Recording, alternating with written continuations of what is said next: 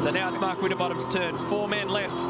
Winterbottom will be followed by Whincup, then Lowndes, and then Jason Bright will be the last man out. Second at Phillip Island in the L&H 500 behind you and Lounsey, Mark. And he paired up with Luke Youlden there. So he has had pole position here before in 2007. And what Mark's doing is a slightly different approach. Again, we're seeing a lot more brake throttle aggression than the early part of Conrod Straight. And what he's trying to do there is make temperature on the brake rotor, which then radiates into the rim and then into the tyre carcass. And he's doing it again now, second gear, on, off, on, off, on, off. And he's just alternating the 2 pedals down in the footwell. And again, starting his lap relatively late. What did he do in qualifying yesterday, Skaife? It was a 7.45.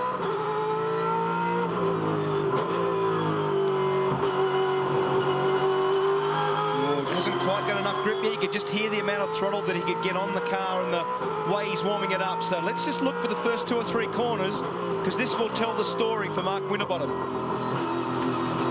So he is the last of the Fords to head out inside the top 10. So Blue Oval, boys, this is your last chance to get pole position. Ride it with Frosty. And he's a really good qualifier. I love watching these laps. A little bit of wheel spin out of turn 1. But not too bad. A nice, clean exit. This is so important, because this run up the hill up to 260 kilometres an hour is so important for the lap time, Neil. It's a rocket ride, the big jump in the middle, and dramatic uphill braking that allows you to really shove the car up there deeply. But if you get it too wide, you're in plenty of trouble, and we've seen evidence of that this weekend. It was a nice entry into there. He made the apex probably better than anybody yet.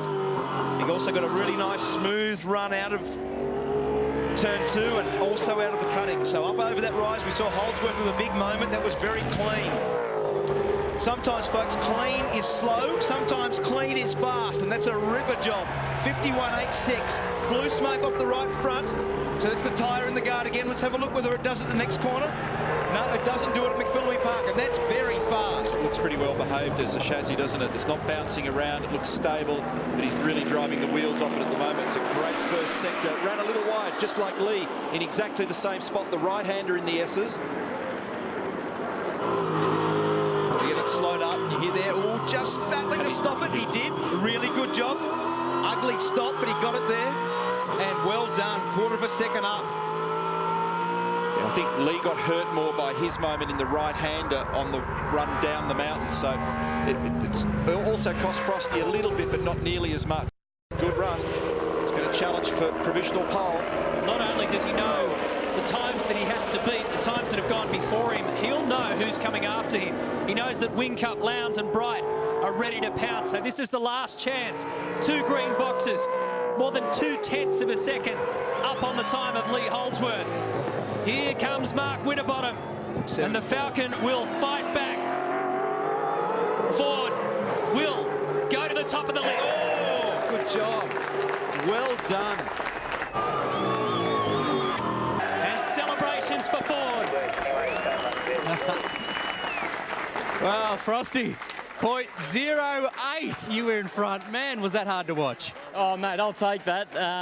Tell you what, this is a worse spot to be watching from, but that's awesome. Pole position. We'll go to our first media conference. We haven't been at one all weekend yet, so Ford's on pole.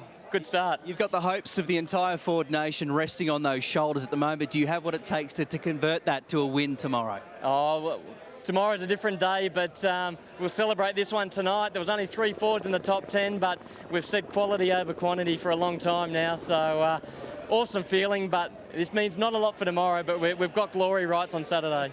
And how do you spend race eve? You know, what does your head go through? How do you try and keep those things under control ahead of the race tomorrow? What's tonight like? Well, tonight's a lot easier now that we're on pole, but you've got to put it aside and really think about the big picture, which is tomorrow. But it's a lot, you know, look at the guys behind us. We're celebrating this. It's a win on Saturday, so oh, that's awesome. I'm just relieved. That's so hard watching that. It's painful.